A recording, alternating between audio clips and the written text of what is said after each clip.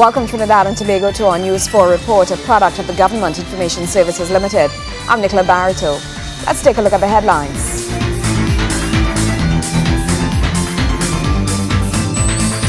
The Energy Minister says deep water exploration is a viable avenue for securing the country's energy sector. The Minister of Works and Infrastructure formally opens the Seabacitracin Bridge, which has been closed for over 40 years. And government is taking measures full speed ahead to revive the rice-growing industry. Thank you for joining us to our top story. Energy Minister Senator the Honorable Kevin Ramnarine says deepwater exploration is a viable avenue for securing the country's energy sector. He was speaking at an energy conference where he emphasized the critical importance of this type of exploration to Trinidad and Tobago. Deepwater production is being identified by Energy Minister Senator Kevin Ramnarine as a determining factor for the future of Trinidad and Tobago. The energy sector, which he says is a main driver of the country, can be kept going by the significant resources which are likely to be found in the deep water. He was addressing the opening of a 3-day energy conference sponsored by the Society of Petroleum Engineers at the Hyatt Regency, where he announced that more than 2/3 of the marine acreage in the country's exclusive economic zone have not been explored. Trinidad and Tobago is poised to remain a major player in the international hydrocarbons business for a very long time. Oil and gas in Trinidad and Tobago is not running out. It's a point I make repeatedly. We, however, have to get the strategy right. And that policy and strategy must be driven by the next generation of leaders in the energy sector. Continuity in upstream exploration ensures sustainability of the petroleum industry. When one looks at Trinidad and Tobago and its surrounding exclusive economic zone, it can be seen that more than 2/3 of its marine acreage has never been explored. In addition, the deeper horizons onshore and the deeper horizons in the shelfal area offshore, both on the east and west coast, have not been targeted in the past exploration efforts.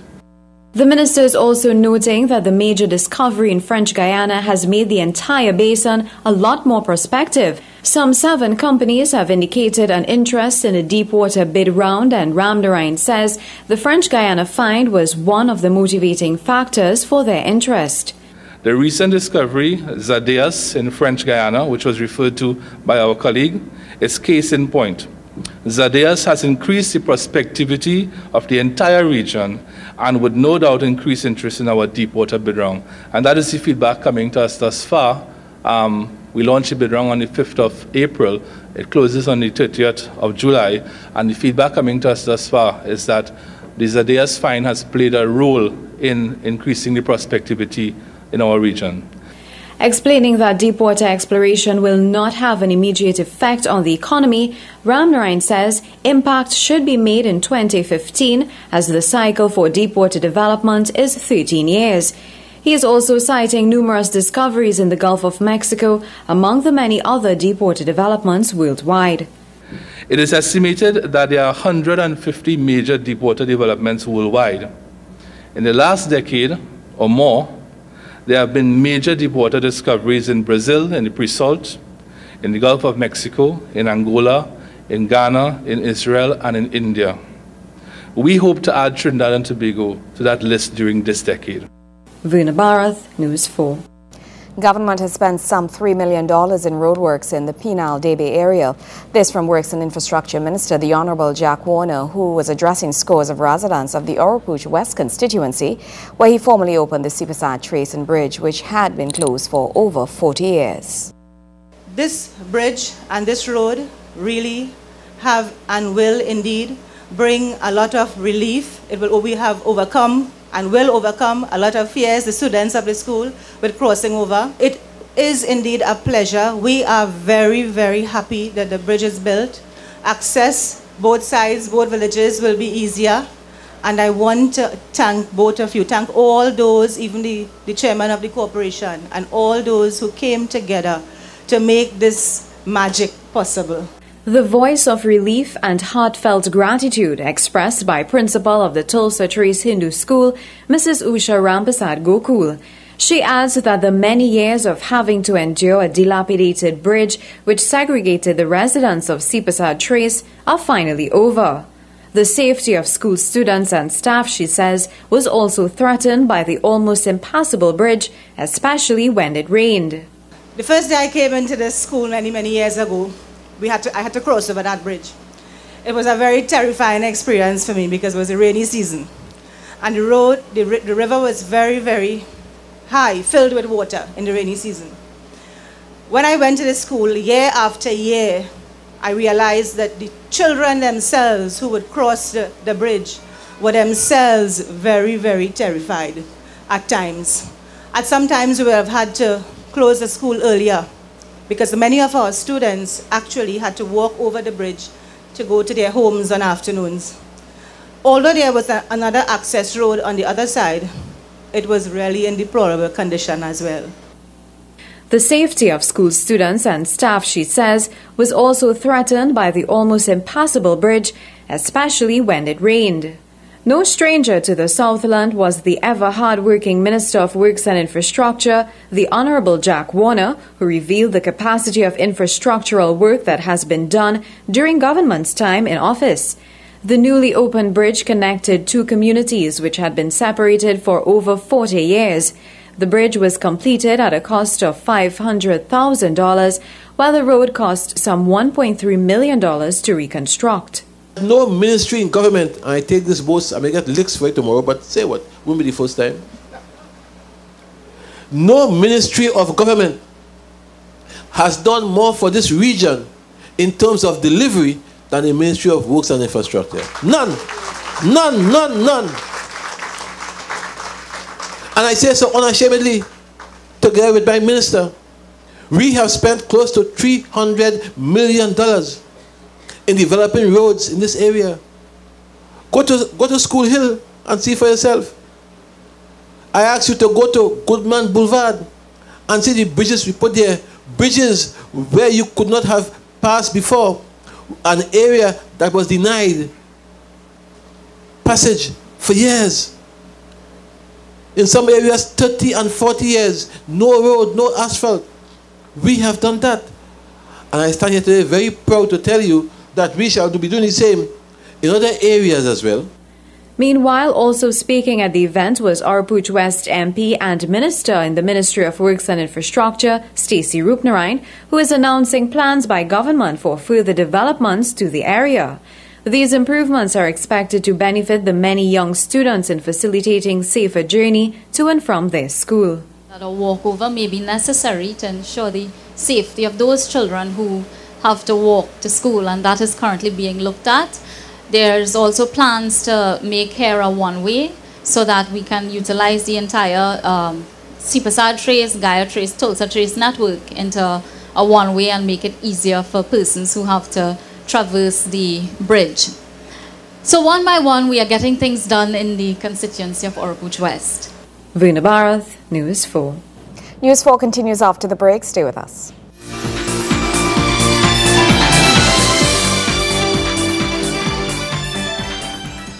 Now, if you are in a flood-prone area, move your valuable items above expected floodwaters. Construct flood barriers to prevent water from entering your home or building. The next big problem that causes flooding is the dumping of garbage and appliances by the river. How much times we'll say to put the old stove and fridge by the river bank?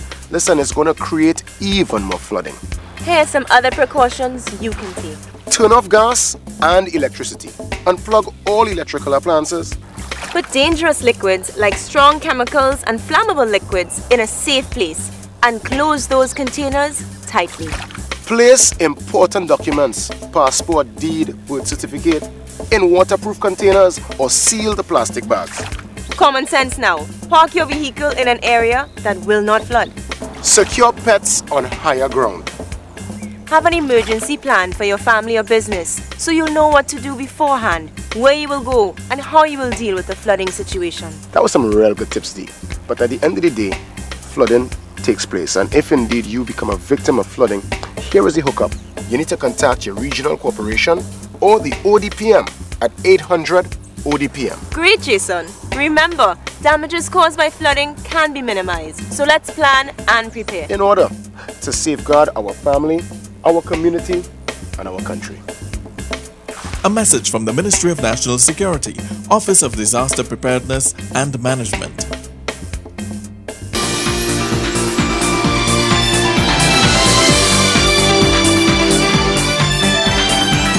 Welcome back. The Ministry of National Security held a Fathers Forum over the weekend at the Centre of Excellence.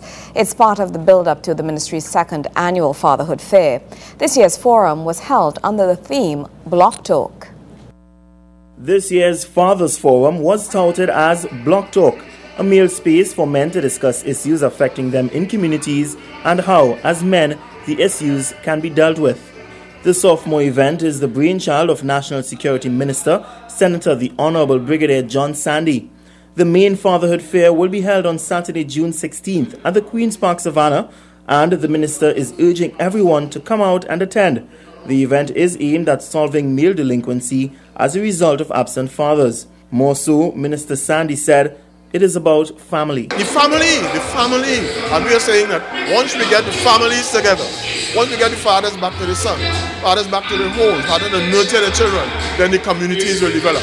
So our community patriotic initiative is to get our communities together and compete in sport and culture and not guns and violence. And that is the message we have. Minister Sandy took time while speaking to reporters to offer some words of advice and food for thought for both parents and children. As I tell the youngsters wherever I go and speak with them, I tell them, if it is to be, it is up to me, and let the children know that. Let them internalize that, because that is what it's all about. When you show confidence in your child, when you show that that child will, we believe in you, we are here to help you, we nurturing in the values and virtues of life, preparing you yourself to be a parent tomorrow. And I'm saying we are losing our sons and daughters. Those same sons who going to take care of your mother. Because we know we grew up in a society where, okay, as young men and women, we take care of our parents and they die and they go. Who's going to take care of your parents if they die now? And we're saying we want to save lives, we want to protect our young people, we want to show them there are so many programs in Trinidad and Tobago for our young people. The sky's the limit. Say, I want to be A, B, C, and go for it. And so this is what it's all about. The forum was filled with performances by artists, including Ryzen and Maximus Dan, aka MX Prime. Maximus expressed the importance of fathers stepping up to the plate. He related his story of his mother almost having an abortion while pregnant with him. I wasn't supposed to be here, really and truly. In 1978 or so, my mom got pregnant again. It was too early after she had my sister and was thinking about not having me. But the old man say, you're married to me, it's another mouth to feed. No problem. It might be the boy this time. So make some noise for my father. He then offered some inspirational words to all present. We all are important. It doesn't matter that I in front of the cameras and people look at me. Right? Doesn't matter. Every human life counts. What you do affects your nation. It affects your household, your environs. It affects everybody around you. Are you going to be an asset or a liability? Are you going to bring something good around you?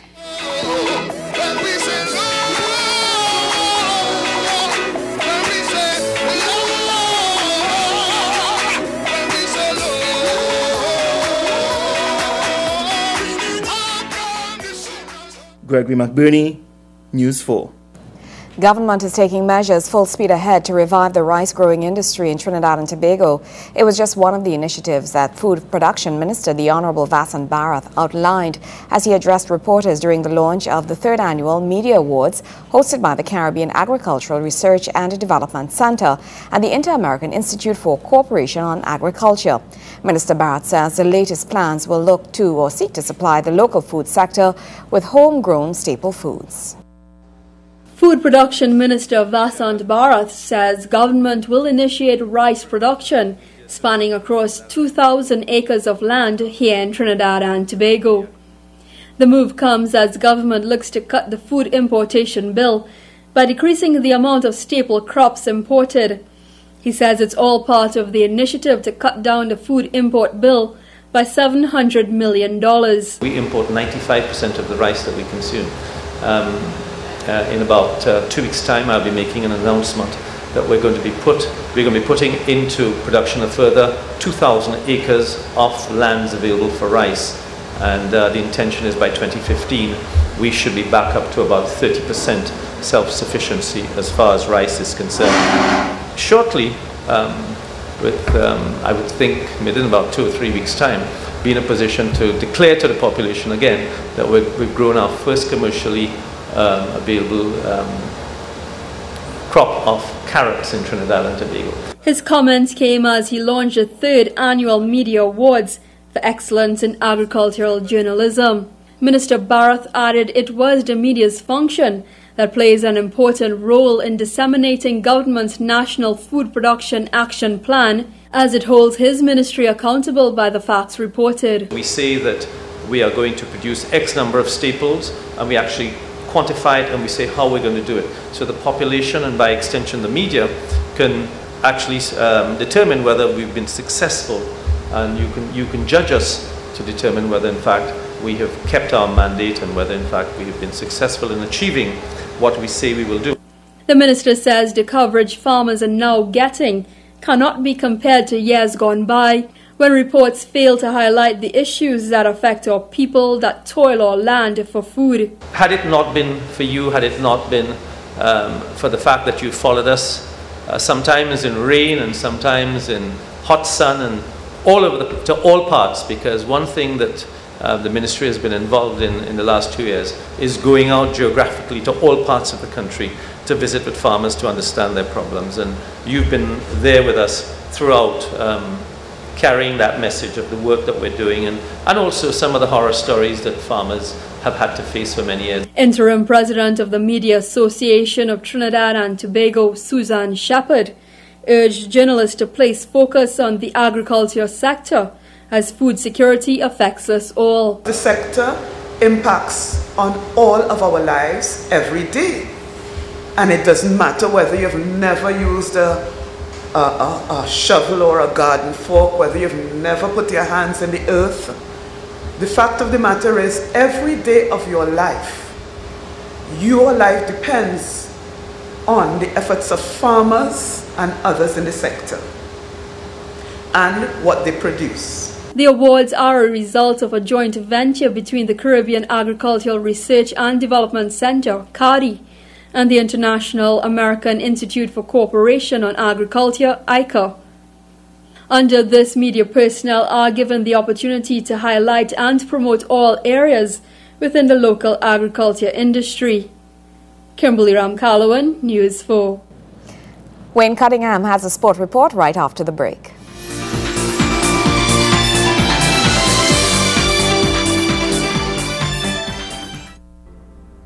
Before 2007, what we had existing in the Trinidad and Tobago Police was a manual system where the information were placed in books and ledgers. With the introduction of CAPA, all information now is being placed on computers. You will see how we have been redeployed so more of us can take to the streets on 2 legs and 4 legs, on 2 wheels and 4 wheels, on land and in the air, with the aim of not only fighting crime, but working to prevent crime before it happens. The initiative itself is focusing on our core services, that being responding to calls for service from the public and being out in the community patrolling to ensure that there is a high level of safety and security within the communities, within the neighborhoods that our officers are patrolling in.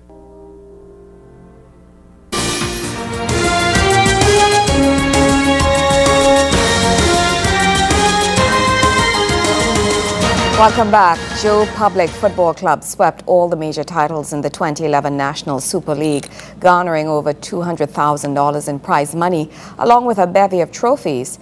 Now, their success was in part due to some outstanding goalkeeping. Wayne Cunningham caught up with the league's MVP, Javon Bourne, and you'll see he's not your average keeper. At 5 feet 3 inches tall, Javon Bourne is not your typical goalkeeper, but as his teammates say, he could fly. Bourne was one of the main components in the Joe Public team, which dominated the 2011 National Super League season. But according to him, it was not always smooth sailing. Well, eventually we started slow. We had a slow season, we had a slow start. I think we drew the first game, it was kind of rough. I didn't play the first few games. But after restructuring, rebuilding, a little soul searching, we dug deep and I started to play. And for me, playing brought a little stability to the team because you can say I'm more or less a senior player on the team. Because 6 years I've been with the team now. So I brought a little stability, a little more comfort. And from there, we started to pick up, we started to win. And winning became a habit. We asked the league MVP what it took to win the title. Work hard, plenty hard work. Coaches encourage us a lot, day in, day out, behind us, dogging behind us. When we do wrong, come down hard on us. When we do good, applauded us. According to Bourne, the toughest challenges on the field came from the Sister Isle. The Tobago teams were very difficult. They played good football and they were also physical. But we managed. We were down against Phoenix and we came back to win that game 2-1. And the 2 games we played against Stokely Vale were hard, you can say the hardest games for the season, especially the last game of the season, where they needed to win and all we needed was a draw. And that game was real hard. That was the hardest game I could say for the season because it had so much on the line in terms of our league, in terms of hard work over, like you say, 4 or 5 months. It had come like the last day for everything. Everything was on the line that day, so it was hard that day. But we dug deep, very deep, and to go to Tobago and win is very hard. When asked what to expect from the Eastern Lions in 2012, we won 3 titles. We didn't intend to give it up that easily, so we prepared to work hard and to repeat the treble again. Wayne Cunningham, News 4 Sports. When we come back, fulfilling the promise. Stay with us.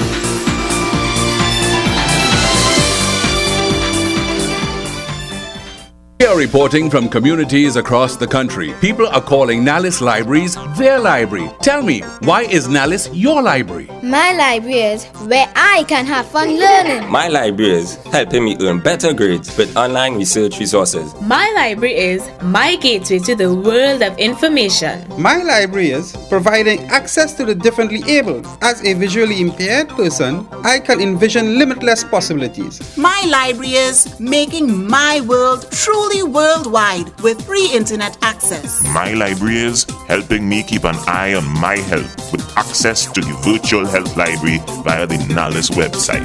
Nalis is my library. There's a spark of greatness in each of us.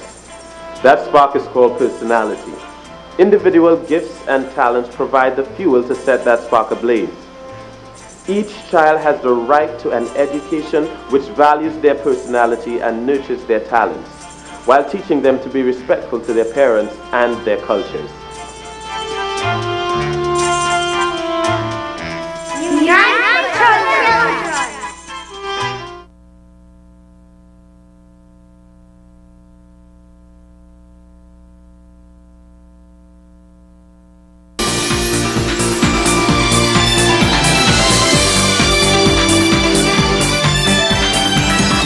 In our special feature, Fulfilling the Promise, we highlight the initiatives and achievements of the government over its 2 years in office.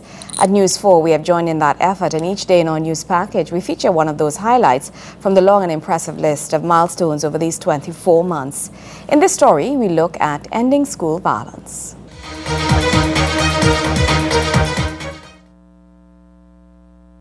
Mentoring, counseling, and crime prevention in schools, the new thrust of the Education Ministry to rid the school system of criminal activity and to counsel and mentor its students as much as is needed.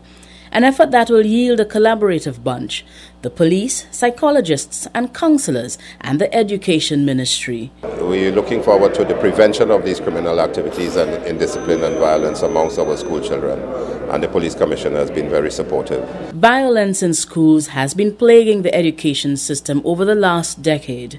In more recent times, a female student was taken to hospital after being stabbed by another student. The Education Ministry says that incident is one too many. They are working along with the National Security Ministry to break the neck of this problem.